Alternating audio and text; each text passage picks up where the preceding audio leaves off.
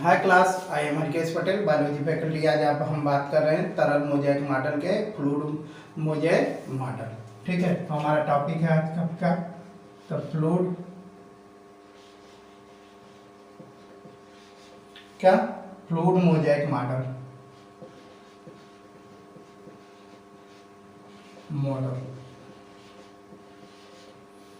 Fluid mosaic model में specially बेटा हमें पढ़ना क्या है, ध्यान से सुने। इसे ही हम स्पेशली अगर बात करें तो इसे फ्लूइड मोज़ेक मॉडल कहते हैं। ये सर्वाधिक मान्य है, ये सबसे ज़्यादा मान्य है। ठीक है, अब तक का सबसे ज़्यादा मान्य है। मैंने ये भी बताया था कि ये 1972 में डिस्कवर किया गया था। ठीक है, इसको डिस्कवर करने वाले दो साइंटिस्ट थे जिनका नाम सिंगर एंड निकोलसन था। ये सबसे ज़्यादा मान्य है। ये माइक्रोस्कोप के खोज के बाद इसकी खोज की गई, तो इसलिए ये सबसे अच्छी तरीके से, अगर हिंदी में लिखें तो इसे तरल क्या बोलते हैं, तरल मोज़ेक मॉडल कहते हैं। ओके, और 1972 में इसकी डिस्कवरी सिंगर एंड निकोलसन नामक साइंटिस्ट ने किया था। सारी चीजें लगभग जो थी स्पेशली सैंडविच मॉडल की तरह थी। इसमें कुछ चेंजिंग थी। जैसे यहाँ पे क्या इन्होंने बताया था, यहाँ पे इन्होंने बाइपोलर फास्फोलिपिड बनाया था, दिया था। सैंडविच मॉडल में भी बेटा बाइपोलर, क्या बाइपोलर, ठीक है, फास्फोलिपिड है जो क्या है, ये नॉन ध्रुवीय है। ठीक है, ये नॉन ध्रुवीय है और ध्रुवीय सबस्टेंस को आने नहीं देता, मतलब ये पोलर है, नॉन पोलर है, ये पोलर को आने नहीं देता है। तो इस तरह से संरचना बन रही है। देखिए, ये संरचना हो गई।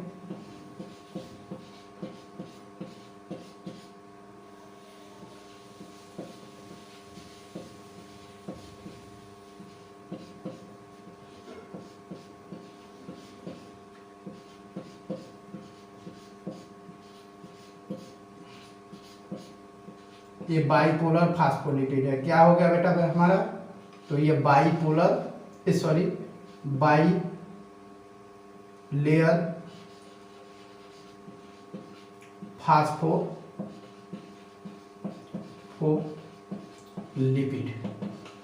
क्या बेटा, बाई लेयर फास्फोलिपिड। ठीक है, ये जो फास्फोलिपिड है, ठीक है, तो फास्फोलिपिड बेटा ध्यान से सुनना है कि फास्फोलिपिड जो होता है ये दो चीजें होती हैं। इसका हेड रीजन जो होता है हाइड्रोफिलिक होता है और टेल हाइड्रोफोबिक होता है। दोनों को मिला दिया जाए तो एम्फीबोलिक हो जाएगा। क्या हो जाएगा, एम्फीफिलिक हो जाएगा।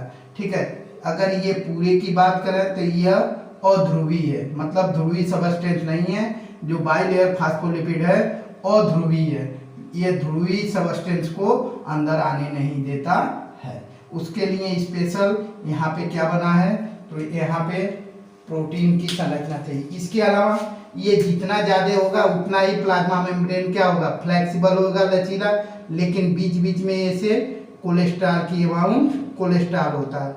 जो जितना अधिक कोलेस्ट्रॉल होगा उतना ही प्लाज्मा मेम्ब्रेन जो होगा, प्लाज्मा झिल्ली जो होगी उतना ही क्या होगी, कठोर होगी, उतना ही रैजिड होगी।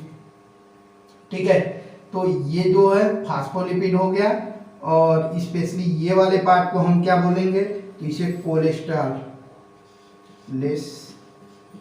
बोलते हैं। क्या बोलते हैं बेटा, कोलेस्ट्रॉल। कोलेस्ट्रॉल की जितनी संख्या ज्यादा रहेगी उतना ही ये रैजिड होगा। ये कैसा है, नॉन पोलर है, ये सिर्फ नॉन पोलर सबस्टेंस को ही आने देगा, ये पोलर सबस्टेंस को नहीं आने देगा। प्रोटीन, अब देखते हैं, प्रोटीन की बात करते हैं तो प्रोटीन बेटा दो टाइप के होते हैं। एक होता है पेरीफेरल, क्या होता है, पेरीफेरल, जो कहाँ पे, सरफेस पे पाया जाता है, ऐसे सरफेस पे पाया जाएगा, इसे हम पेरीफेरल बोलते हैं। क्या बोलते हैं बेटा, तो इसको हम पेरीफेरल बोलते हैं, ऐसे होगा। ठीक है, और दूसरा होगा बेटा इंट्रिंसिक प्रोटीन। क्या होगा, इंट्रिंसिक, आंतरिक प्रोटीन, तो आंतरिक प्रोटीन दो टाइप के होते हैं। एक होता है कंप्लीटली अटैच होता है, और दूसरा जो होता है बेटा ये जो है दूसरा ये बेटा पार्शियली अटैच होता है। ठीक है, आंशिक रूप से अटैच होता है। यहाँ पे ऐसे प्रोटीन की लेयर है, यहाँ पर भी ऐसे प्रोटीन की लेयर है। ध्यान से देखो, ये इनसाइड सेल है। क्या बेटा? इनसाइड सेल या साइटोप्लाज्मिक, क्या बोल सकते हैं बेटा? साइटोप्लाज्मिक फेस बोल सकते हैं। इसी को क्या बोलेंगे? तो कोशिका द्रव्य फेस बोलते हैं, फेस। ठीक है, और इसको क्या बोलते हैं? तो बाहर वाले को हम क्या बोलते हैं? आउटसाइड ऑफ सेल बोलेंगे। क्या बोलेंगे? आउटसाइड, नॉन साइटोप्लाज्मिक फेस बोलेंगे। इसे क्या बोलेंगे? तो नॉन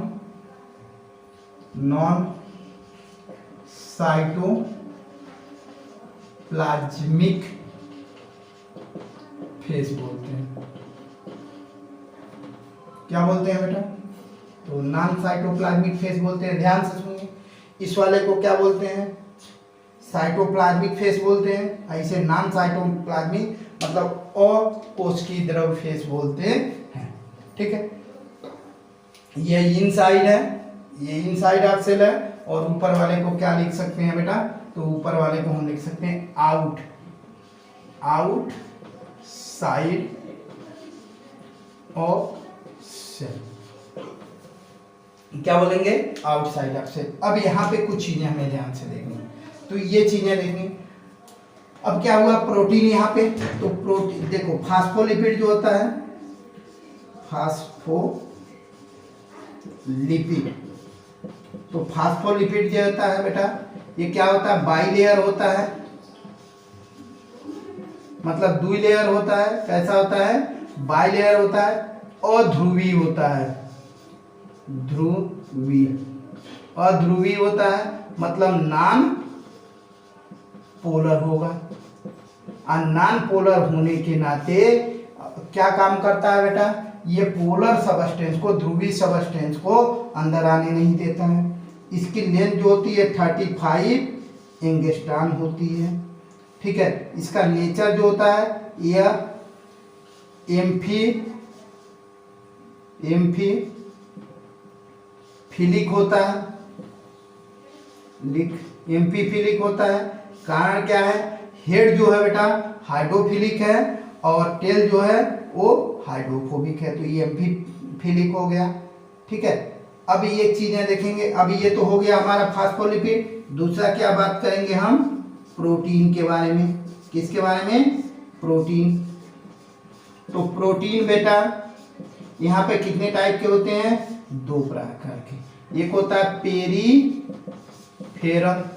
जो आउटर साइड में, ये हो गया, ये हो गया, ये हो गया, ये हो गया, ये हो गया, आउटर साइड में होता है, इसे पेरीफेरल बोलते हैं। और जो इनर साइड में होता है उसे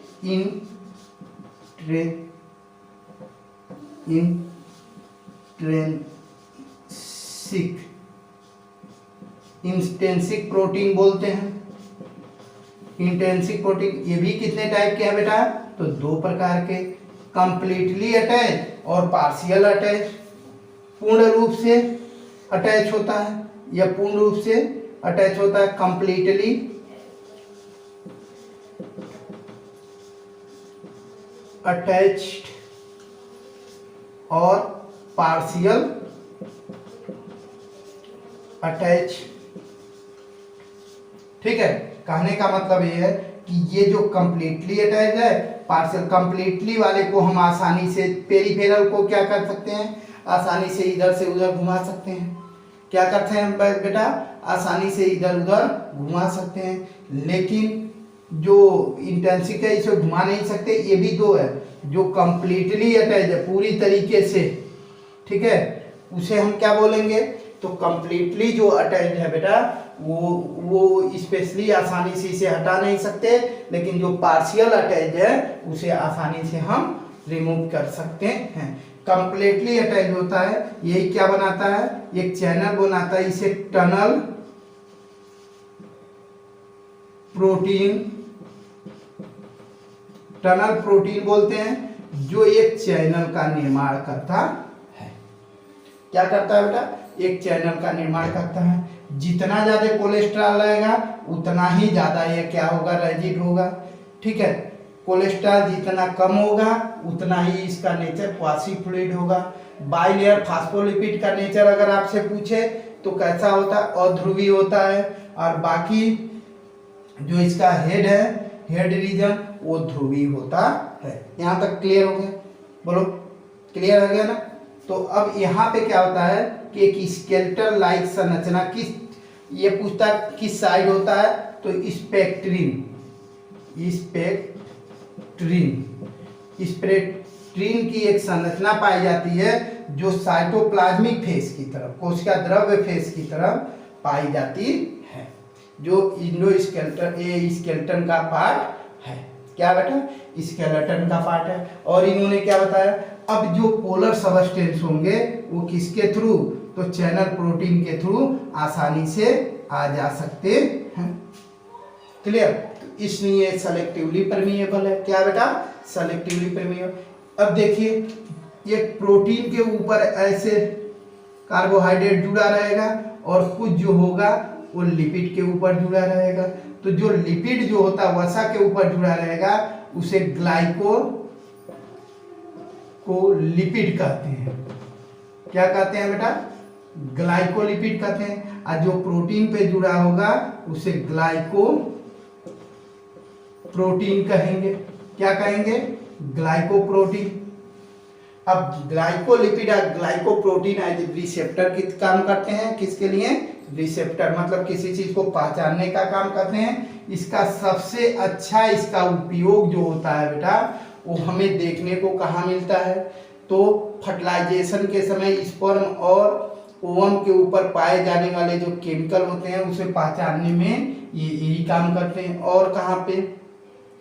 तो एंटीजन और एंटीबॉडी में आइडेंटिफिकेशन में भी ये काम करते हैं। तो इस तरह से उन्होंने पूरा का पूरा एक मॉडल दिया जिसे क्या बोलते हैं? तरल मोज़ेक मॉडल। क्या बेटा? तरल मोज़ेक मॉडल। ठीक है, तरल मोज़ेक मॉडल। अब जो स्पेशली पूरा थिकनेस इसकी कितनी है? तो इसकी भी थिकनेस उतनी ही है, 75 एंगस्ट्रॉम है, जिसमें फास्फोलिपिड कितना है बेटा? तो 35 एंगस्ट्रॉम। अब देखिए, फिर से एक बार छोटा सा रिवीजन करा रहा हूँ, बहुत इंपॉर्टेंट है। ये सारी चीजें आप लोगों को क्लियर कट हो जानी चाहिए। ध्यान से देखिए, मैंने बताया है फ्लूइड मोज़ेक मॉडल 1972 में दो साइंटिस्ट आए जिनका नाम क्या था? Singer and Nicolson. उन्होंने दिया था। ये सर्वाधिक मान्यता प्राप्त जो है ये मॉडल है। ये नवीनतम मॉडल है। इसे फ्लूइड मोज़ेक मॉडल कहते हैं। इसमें क्या होता है कि फास्फोलिपिड को समुद्र की संज्ञा दी गई है और उसमें जो प्रोटीन है उसे आइस की संज्ञा दी गई है। जैसे समुद्र में आइस से बर्फ तैरता रहता है, वैसे ही प्लाज्मा मेम्ब्रेन में फास्फोलिपिड के बीच बीच में जो प्रोटीन होता है वो तैरता रहता है। ठीक है, और जो ये फास्फोलिपिड और प्रोटीन और कार्बोहाइड्रेट से मिलकर बने होते हैं। कंपोजिशन वही रहेगा 40, 52 एंड 1 to 2%। अब भी बात करेंगे जो स्पेशली फास्फोलिपिड की। तो स्पेशली फास्फोलिपिड बाइलेयर होता है और ये अध्रुवीय होता है। ये ध्रुवीय पदार्थ को अंदर आने नहीं देता है। इसकी संख्या जितनी ज्यादा होगी उतना ही प्लाज्मा मेम्ब्रेन का नेचर जो होगा बेटा क्वासी फ्लूइड होगा। क्या होगा? क्वासी फ्लूइड होगा। इनके बीच बीच में कोलेस्ट्रॉल उपस्थित होता है। वो कोलेस्ट्रॉल की संख्या जितनी ज्यादा होगी, कोलेस्ट्रॉल की संख्या जितनी ज्यादा होगी उतना ही ये रेजिड होगा। अगर कोलेस्ट्रॉल की संख्या कम हुई तो ये क्वासी फ्लूइड ज्यादा होगा। ओके, अब हम बात करेंगे, ये हो गया फास्फोलिपिड, खत्म हो गया। प्रोटीन की, तो प्रोटीन बेटा दो प्रकार के होते हैं। पहला तो होता है पेरिफेरल, परिधि के तरफ पाए जाने वाला प्रोटीन जो आसानी से हटाया जा सकता है। लेकिन दूसरा जो आंतरिक प्रोटीन होता है वो पूरी तरीके से आसानी से हटा नहीं सकते हैं। आंतरिक प्रोटीन भी दो प्रकार के होते हैं, एक होता है टनल, एक होता है कंप्लीटली अटैच और एक होता है पार्शियल अटैच। जो कंप्लीटली अटैच होता है इसे टनल प्रोटीन करते हैं और यही एक चैनल बनाता है। इस चैनल के द्वारा ही ध्रुवीय सबस्टेंस जो होते हैं आउटर टू इनर और इनर टू आउटर जाते हैं। जो पार्शियली अटैच होता है, आंशिक रूप से अटैच होता है, उसे इजीली रिमूव किया जा सकता है। अब दोनों साइड की तरफ इसके प्रोटीन पाए जाते हैं, कहीं कहीं पे प्रोटीन नहीं पाए जाते हैं। ठीक है, तो ये एक चीज और देखेंगे कि जहां पे प्रोटीन स्पेशली अगर कहा जाए कि क्या दोनों साइड समान है तो नहीं है, तो ये एसिमेट्रिकल है। प्लाज्मा मेम्ब्रेन अभी को भी पूछे तो इसका स्ट्रक्चर एसिमेट्रिकल है, दोनों समान नहीं है, क्योंकि इनर साइड की तरह स्पेक्ट्रम है और आउटर साइड की तरफ कुछ ज्यादा पेरिफेरल प्रोटीन पाया जाता है। इसके अलावा अगर बात किया जाए बेटा तो यहाँ पे कार्बोहाइड्रेट जो होता है लिपिड से जुड़ेगा तो ग्लाइकोलिपिड, और प्रोटीन से जुड़ेगा तो ग्लाइकोप्रोटीन का फॉर्मेशन करता है। ग्लाइकोप्रोटीन और ग्लाइकोलिपिड रिसेप्टर का काम करते हैं, किसी चीज के पहचानने का कार्य करते हैं। अगर ये मिल गए, इसका सबसे बढ़िया एप्लीकेशन हमने कहाँ देखा है, तो इसका सबसे बढ़िया एप्लीकेशन जो है वो स्पेशली हम लोगों ने कहाँ पे फर्टिलाइजेशन के समय और ब्लड में एंटीजन और एंटीबॉडी के ऊपर देखा जाता है।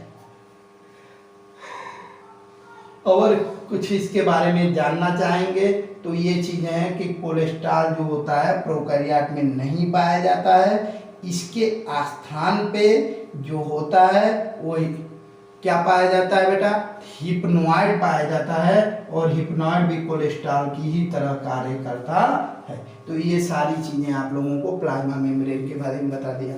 अब प्लाज्मा मेम्ब्रेन जो है ये सेलेक्टिवली परमिएबल है। क्या बेटा, सेलेक्टिवली परमिएबल है। अब प्लाज्मा मेम्ब्रेन का यूज देख लिया जाए कि प्लाज्मा मेम्ब्रेन की क्या क्या यूजेज हैं। तो ये ट्रांसपोर्ट के लिए कार्य करती हैं। तो बेटा यहाँ पे अब कार्य देख लेते हैं कि प्लाज्मा मेम्ब्रेन के कौन कौन से फंक्शन हैं। तो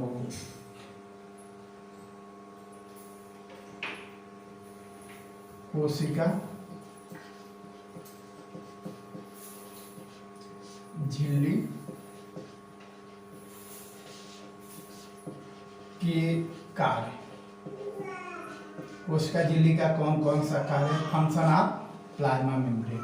ठीक है, हम क्या बात करना है बेटा, तो function of plasma membrane.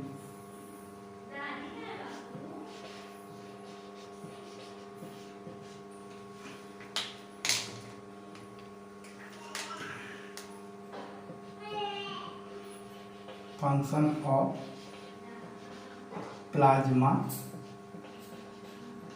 Membrane.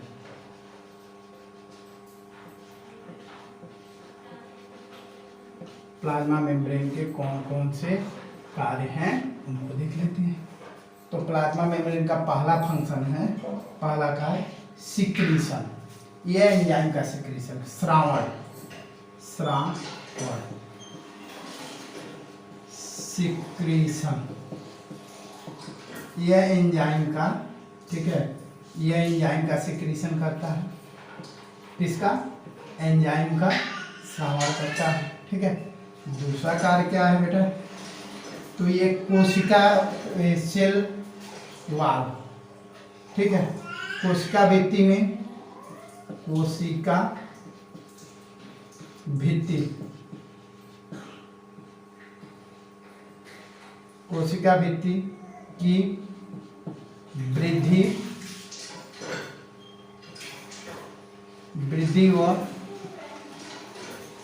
वृद्धि और लंबाई में, इलोंगेशन में वृद्धि करता है। क्या करता है, और क्या कर सकते हैं, तीसरा पॉइंट, सेल विभाजन के समय। क्या बेटा, तो सेल विभाजन के समय ये स्पेशली अगर बात करें तो तो ये सेल वॉल का कोशिका भित्ति का निर्माण भी करता है। तो ये क्या करता है बेटा, कोशिका भित्ति का निर्माण, कोशिका भित्ति का निर्माण करता है। और क्या करता है बेटा, तो कोशिका विभाजन में मदद करता है, कोशिका विभाजन क्या करता है बेटा, कोशिका विभाजन भी करता है। पांचवा पॉइंट और क्या करता है अगर देखा जाए तो पहला तो श्रवण है, दूसरा कोशिका भित्ति का में वृद्धि करता है, तीसरा कोशिका भित्ति का निर्माण करता है, चौथा कोशिका विभाजन करता है। अब क्या करता है और बेटा, तो ये खाद्य पदार्थों को लेने और छोड़ने में मदद करता है। ठीक है, तो उसे हम क्या बोलते हैं, इंडोसाइटोसिस।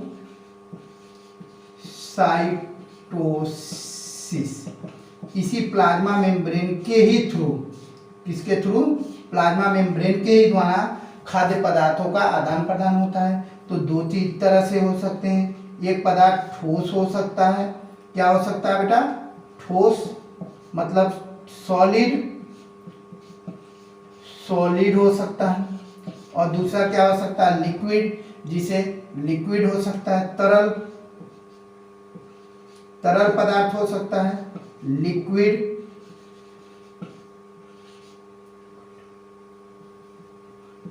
हो सकता है। क्या क्या हो सकता है बेटा, लिक्विड हो सकता है या फिर लिक्विड हो सकता है या फिर ठोस हो सकता है। अब लिक्विड पदार्थ को जब टेक करेगा कोई सेल मेम्ब्रेन के द्वारा अंदर ग्रहण किया जाएगा तो उसको पिनेकोसाइटोसिस कहते हैं। उसे क्या बोलेंगे बेटा, पिनेकोसाइटोसिस, उसे हम क्या कहेंगे, पिनेकोसाइटोसिस कहेंगे।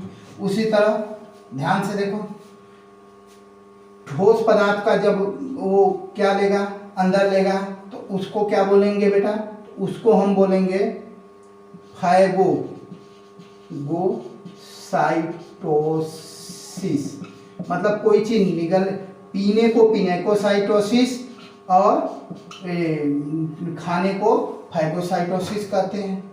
ठीक है, ये या इसी को सेल ईटिंग भी कहते हैं। क्या बोलेंगे, इसको सेल ईटिंग मतलब कोशिका कोई चीज खा रही है। इसको क्या कहेंगे, सेल ड्रिंकिंग कहेंगे। क्या कहेंगे बेटा, सेल ड्रिंकिंग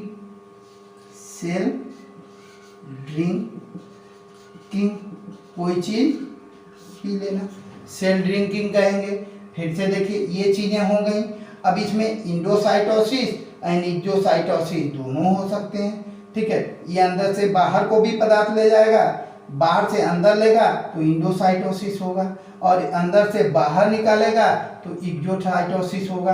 तो ये मुख्य कार्य देखिए, पहला तो सिक्रीशन करेगा, क्या करेगा, सिक्रीशन करेगा किसका, एंजाइम का। दूसरा कोशिका भित्ति में वृद्धि करेगा, तीसरा कोशिका भित्ति का निर्माण करेगा, चौथा कोशिका विभाजन में भी मदद करता है, और पांचवा क्या बोलता है, इंडोसाइटोसिस मतलब पिनेकोसाइटोसिस एंड फाइगो, सेल ड्रिंकिंग सेल कुछ पीता है, और सेल ईटिंग मतलब फाइगोसाइटोसिस की बात करें। इसके अलावा इंटर सेलुलर कनेक्शन की बात करेंगे। 5 हो गया। छठा देखिए, इंटर सेलुलर कनेक्शन। क्या मैंने बोला बेटा, तो इंटरसेलुलर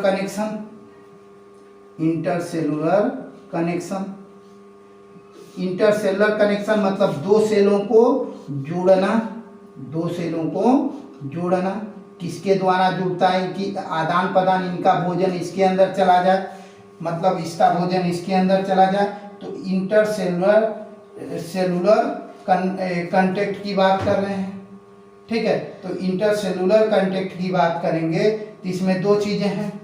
इसमें कितनी हैं, 2 चीजें हैं। अगर पादप कोशिका है, पादप कोशिका मतलब प्लांट सेल, क्या बेटा, प्लांट सेल है, और दूसरा जंतु कोशिका है,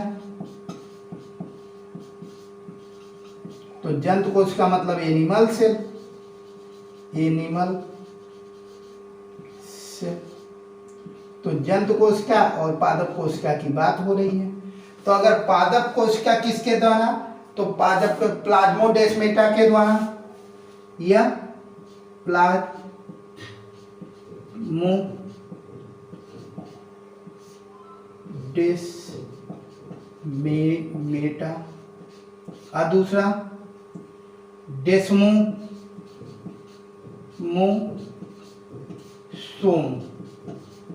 क्या बेटा, डेस्मोसोम। तो अगर हम बात कर रहे हैं कि पादप कोशिका में एक कोशिका से दूसरों कोशिका के बीच जो आदान प्रदान करने वाला प्लाज्मा मेम्ब्रेन का पार्ट होता है उसे क्या बोल रहे हैं हम, तो प्लाज्मोडेस्माटा। और दूसरे वाले को क्या बोले एनिमल में, तो डेस्मोसोम।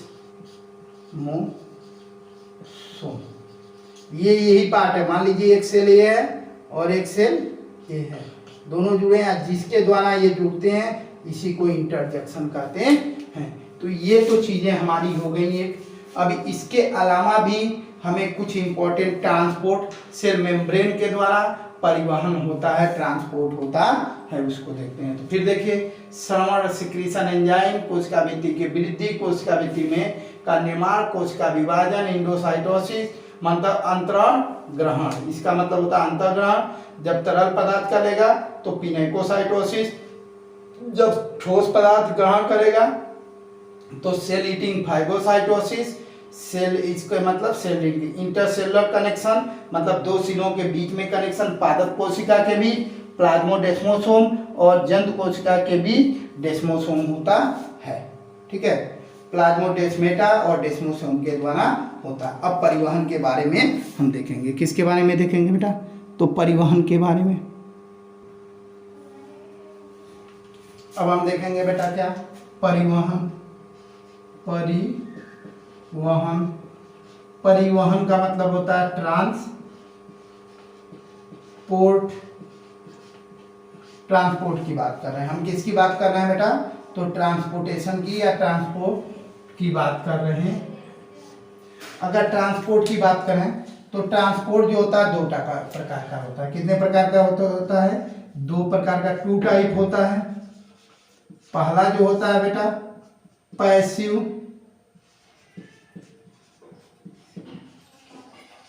ट्रांसपोर्ट,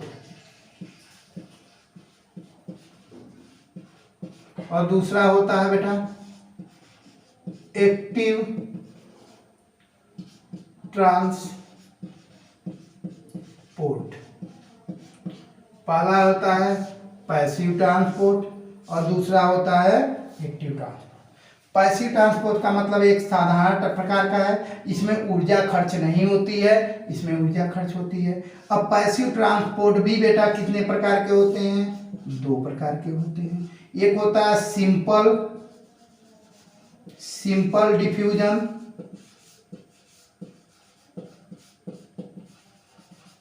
और दूसरा क्या होता है, ध्यान से देखो, दूसरा होता है फैसिलिटेटिव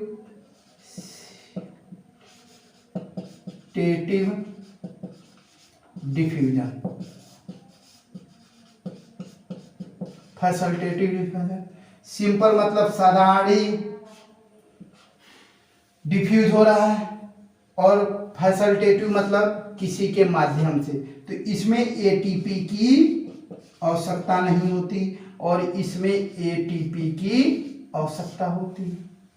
अब सपोज दैट मान लीजिए ये प्लाज्मा मेम्ब्रेन है। क्या बेटा, ये प्लाज्मा मेम्ब्रेन है, ये